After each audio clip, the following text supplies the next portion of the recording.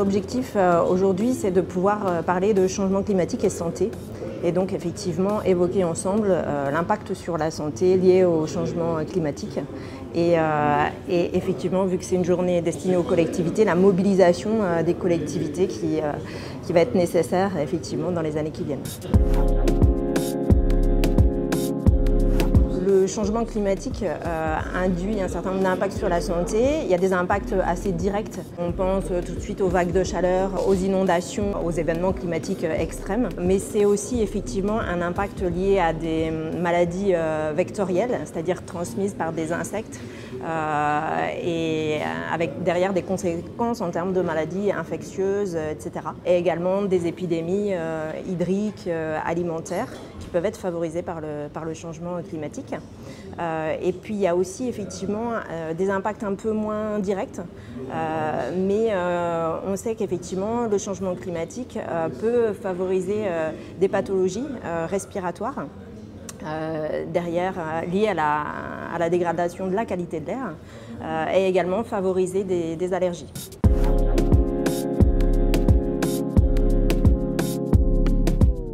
Il y a des choses qu'on ressent effectivement déjà. Après, mesurer les impacts sur la santé, ça reste quelque chose qui n'est pas forcément encore évident, et encore moins de projeter, surtout pour la suite, parce que c'est vraiment très complexe. Les mécanismes, effectivement, il y a des interactions en fait entre différents effets.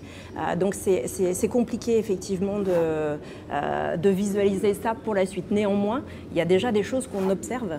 Et effectivement, quand on parle en métropole, aussi en France, on voit l'expansion du moustique tigre sur le territoire, qui est vecteur de maladies effectivement telles que la dengue, le chikungunya, le Zika, etc.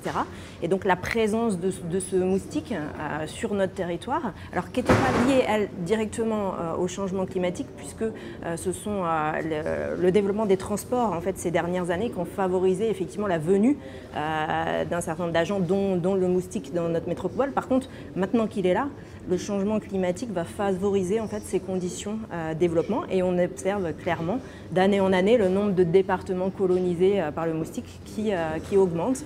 On observe aussi voilà, des plantes invasives allergisantes telles que l'ambroisie qui sont de la même façon de plus en plus présentes sur nos territoires chaque année, et on voit vraiment le territoire grandir, et donc le risque associé en termes de santé.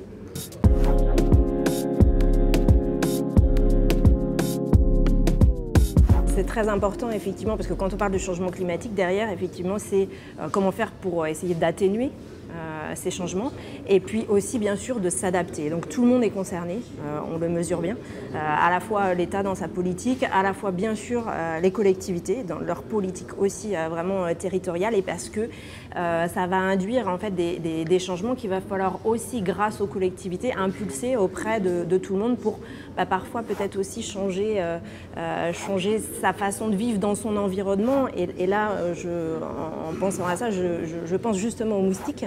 Le fait qu'ils soient maintenant sur notre territoire implique de la mobilisation sociale qui doit être portée par les collectivités pour faire passer les bons messages.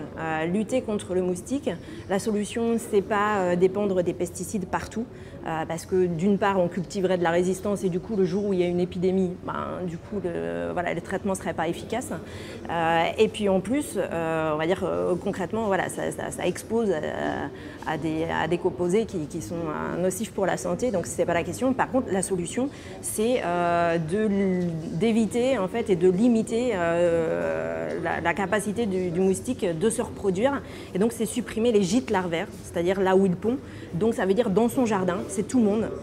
Effectivement, les collectivités sur les espaces publics qui doivent faire en sorte effectivement d'éviter qu'il y ait des petites quantités d'eau que le moustique adore pour aller se reproduire, qui stagnent, et permettre effectivement de limiter en fait la densité du moustique. On ne pourra pas l'éradiquer. Par contre, on peut limiter effectivement sa présence, et du coup limiter aussi le risque d'épidémies qui sont associées, puisque étant là, le moustique peut ensuite aller transmettre la dengue, le chikungunya, voilà, des pathologies qu'on connaît encore très peu en métropole, mais que malheureusement on va devoir apprendre à maîtriser.